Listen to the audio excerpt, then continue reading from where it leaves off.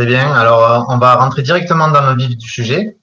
Parce qu'en fait, aujourd'hui, on a eu le déploiement de la 5G depuis le début en fait de la crise Covid, dès 2020, avec l'installation d'antennes un petit peu partout en France, en Europe et dans le monde. Et la 5G, en fait, c'est l'Internet des objets. C'est vraiment le but de la 5G, c'est de connecter en fait tout un tas d'objets sans fil en réseau. Et le but ultime, en fait, c'est la 6G qui doit être déployée à partir de 2030. Et la 6G, en fait, c'est l'Internet des corps. Donc, l'Internet des corps, c'est simple, c'est chaque humain doit pouvoir émettre et recevoir des données informatiques. Et là, c'est assez surprenant et c'est là où on rentre un petit peu dans la science-fiction qui, en fait, est tout à fait réelle.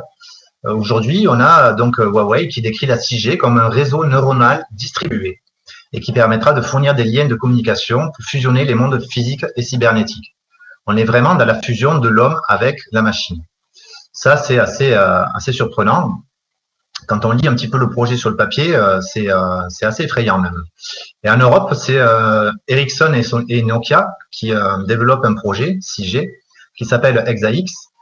Et eux, ils disent vouloir connecter les mondes humains, physiques et numériques avec un tissu de catalyseurs clés 6G. Donc voilà, la 6G, c'est vraiment le but ultime. 2030, c'est dans pas longtemps, c'est dans 6 ans. Et forcément, avant de déployer une nouvelle technologie, il y a toujours des tests.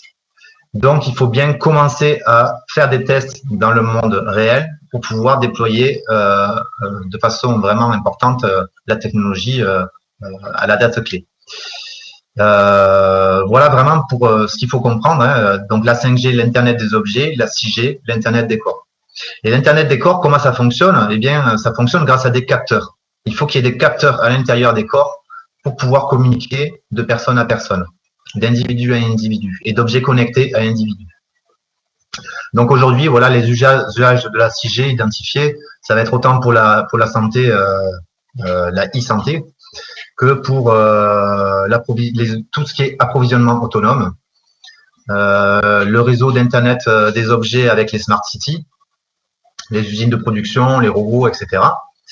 On parle aussi de jumelage de masse, c'est-à-dire ils vont créer des jumeaux numériques à partir des êtres humains et aussi des objets physiques pour en fait créer un monde totalement en fait cybernétique, tout ce qu'on peut voir dans les jeux vidéo. En fait, on intégrera un avatar, un personnage, donc on aura un jumeau qui sera notre avatar, et pareil pour notre environnement, que ce soit une table, un ordinateur, une maison, etc. Tout ça pourra être recréé en version numérique pour pouvoir interagir dans un monde tout à fait virtuel.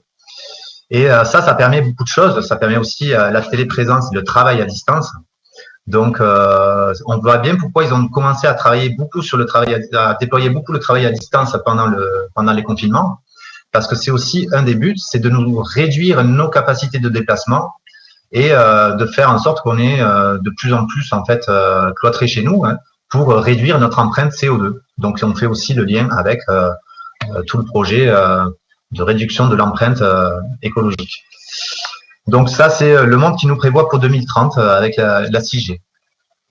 Donc voilà, pour déployer tous ces systèmes-là, on va parler du coup de microsystèmes et de nanosystèmes.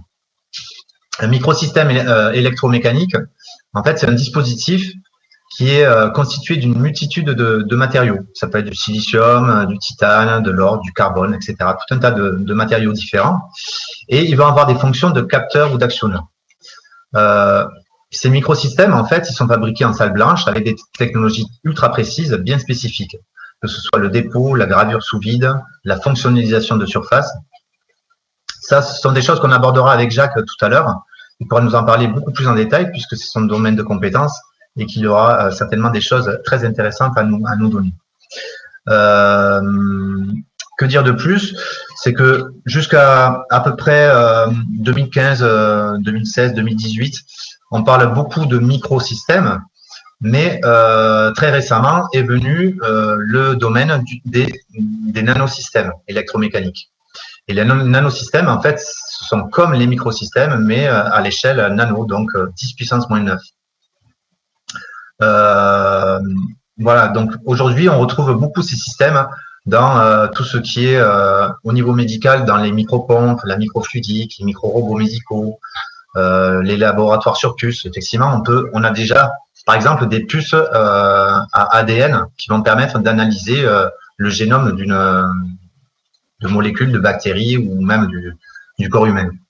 On le retrouve aussi dans les télécommunications, les têtes d'impression d'imprimantes, la récupération d'énergie, les téléphones et tous les objets connectés. C'est-à-dire qu'en fait, aujourd'hui, tout ce qui est sans fil contient des microsystèmes. Et demain, toutes les personnes qui seront connectées à la 6G auront des nanosystèmes à l'intérieur d'eux pour pouvoir réguler, contrôler la glycémie, le rythme cardiaque et tout un tas de paramètres biologiques. D'accord ? Ces systèmes-là, nanométriques, permettront aussi de faire le lien avec tout ce qu'on peut imaginer au niveau du cloud, donc des serveurs de données qui permettront d'accéder à du contenu en ligne via la pensée ou autre. Alors voilà, ce qui est important de comprendre, c'est que pour passer du microsystème au nanosystème, jusqu'en 2016, on imaginait les transistors avec un seuil minimal de 5 nanomètres. Pardon. Et en fait, en 2016, ils ont réussi à inventer le premier transistor de 1 nanomètre de diamètre. Donc là, c'est une technologie vraiment extrêmement fine. Hein. Ils ont réussi à dépasser tout ce qui était loi de la physique, en tout cas tel qu'on l'avait connu avec les transistors à base de silicium et autres. Et tout ça a pu être fait grâce aux nanotubes de carbone. Donc les nanotubes de carbone, c'est bien une forme de graphène. Et c'est grâce à ce graphène qu'ils ont réussi à fabriquer des systèmes de 1 nanomètre. À titre de comparaison, un globule rouge va faire environ 7 à 8 micromètres. Hein, c'est ça ? C'est ça. Donc, on va dire ça fait 7000 à 8000 nanomètres, un globule rouge. Donc, nous, ce qu'on observe au microscope, c'est du domaine du micromètre. Et aujourd'hui, ce qui existe depuis 2016, ce sont donc des transistors qui sont 7 à 8000 fois plus petits qu'un globule rouge. Voilà à peu près pour l'ordre d'idée et ce qu'il faut comprendre de l'évolution, en fait, hein, aujourd'hui bien réelle, de la technologie. Après, au niveau de l'utilisation de ces transistors, il y a tout un tas de publications scientifiques qui sont parues hein, depuis qu'ils ont réussi à faire ces transistors à l'échelle nanométrique. Hein.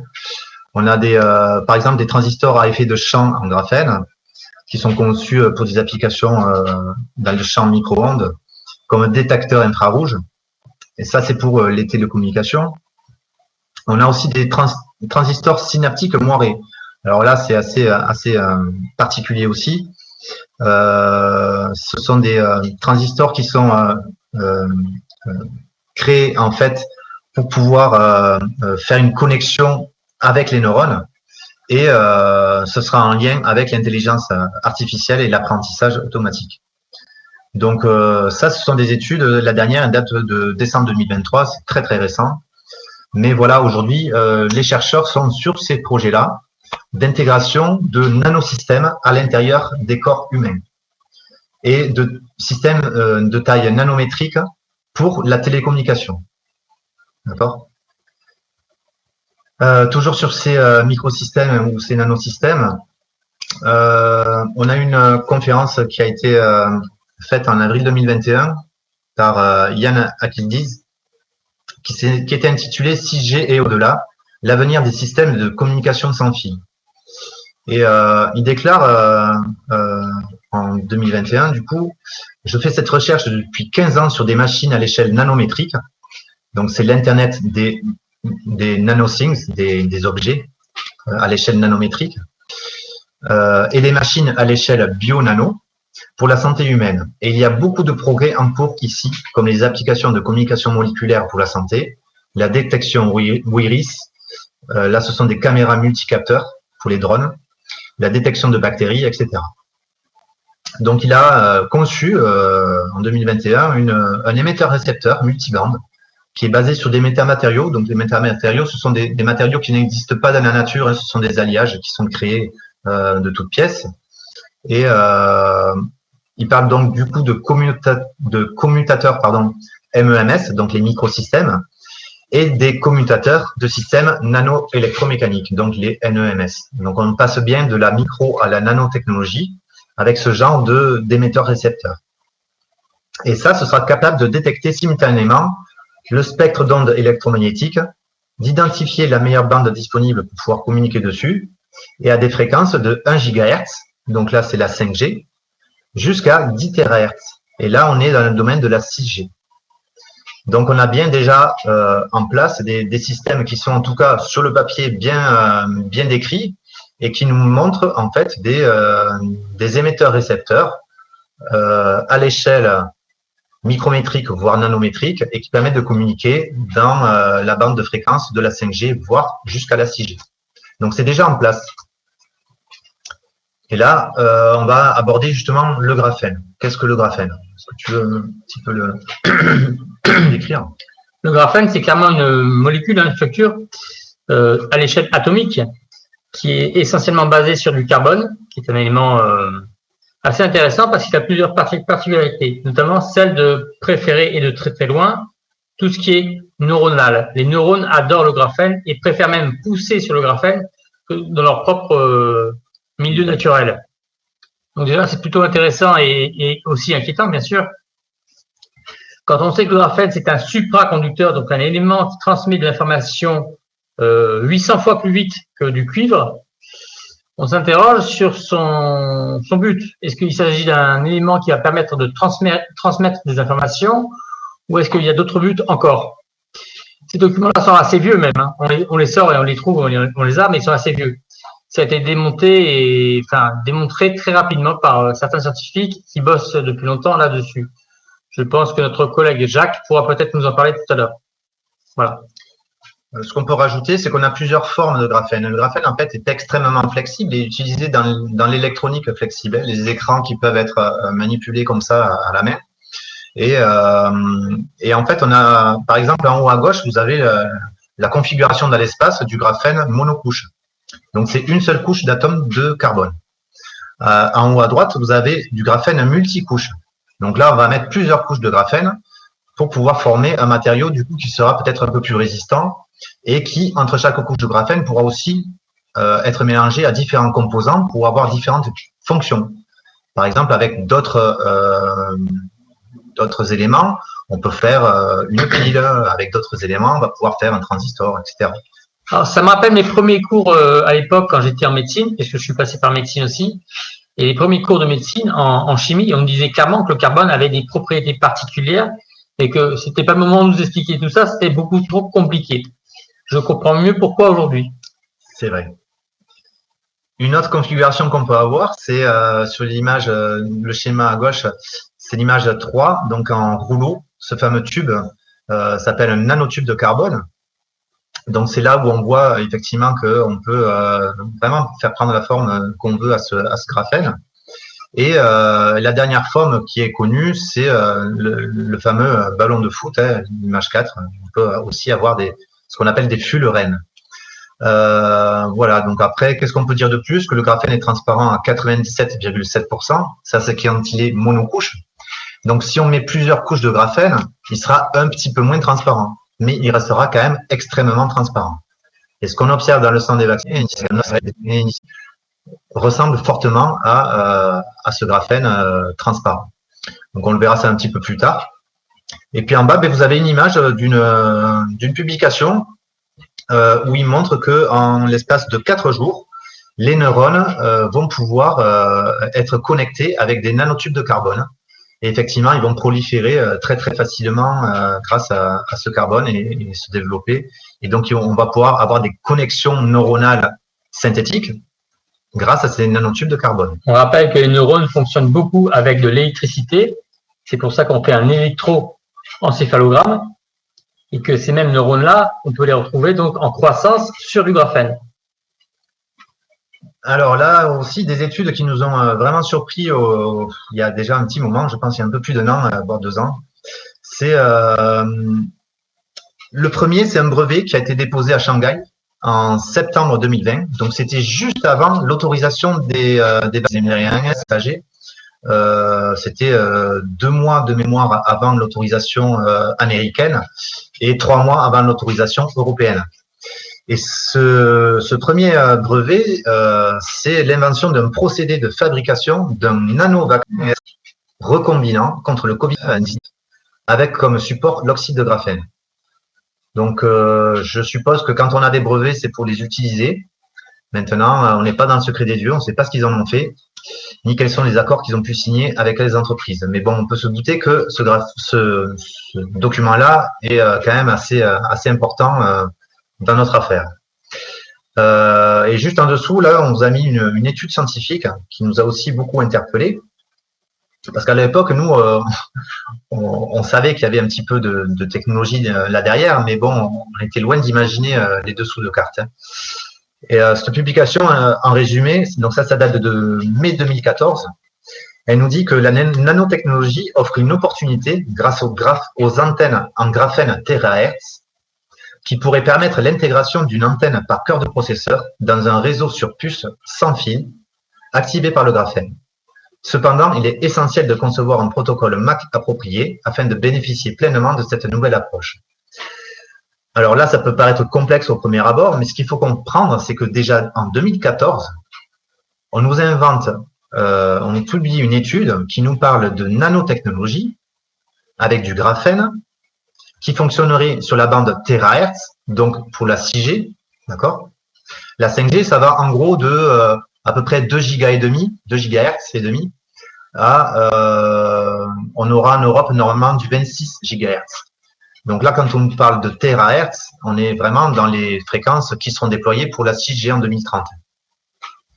Donc, il y a déjà tout de près sur le papier, la nanotech avec des antennes en graphène pour communiquer sur des puces qui seront donc du coup sans fil. Et ce qu'il faut comprendre aussi, c'est la dernière phrase qui est très importante, c'est le protocole MAC approprié pour pouvoir bénéficier de cette nouvelle technologie. Donc, quand on nous dit oui, mais les adresses MAC, aujourd'hui, on n'a pas tout à fait un protocole Bluetooth qui est connu, donc ça peut pas venir des vaccins, etc. Ben en fait, c'est parce qu'il s'agit pas forcément d'un protocole MAC connu. C'est un protocole MAC nouveau qui est approprié à cette nouvelle technologie. Et c'est pour ça qu'on ne peut pas non plus décrypter très facilement en fait tout le flux de données qui sont émis et reçus par ce matériel microtechnologique, et que la plupart des chercheurs informaticiens qui se sont rompus à l'exercice butent en fait. On a vraiment des nouveaux protocoles qui ont été mis en place pour que tout ça fonctionne. Voilà ce qu'on comprend en tout cas sur cette étude qui est assez surprenante. Alors là aussi, un dossier assez important qui comprend aussi, qui nous permet de mettre en perspective le côté mondial en fait du phénomène. Pourquoi tout le monde s'est mis d'accord du jour au lendemain pour appliquer la solution unique. Ce qui nous sauvera, c'est la vaccination. On peut peut-être chercher ce lien-là avec, par exemple, ce rapport-là de l'OTAN. Alors, il y a 2 rapports qui sont parus. Le premier, là, c'est en 2016. Très intéressant. Il nous parle de nano-électromagnétique, d'applications micro-ondes et de terahertz et de nanodispositifs. On nous parle aussi de nanoélectronique, de nanophotonique et bien sûr de graphène et d'autres matériaux carbonés. Le deuxième rapport, donc le premier était en 2016 et le deuxième rapport date de 2019. Et donc celui-là, il va encore plus loin puisqu'il parle vraiment, le titre indique circuit terahertz, matériaux, dispositifs. Donc il approfondit la nanoélectromagnétique. C'est une science qui est liée à l'interaction du rayonnement électromagnétique avec les systèmes de mécanique quantique de basse dimension.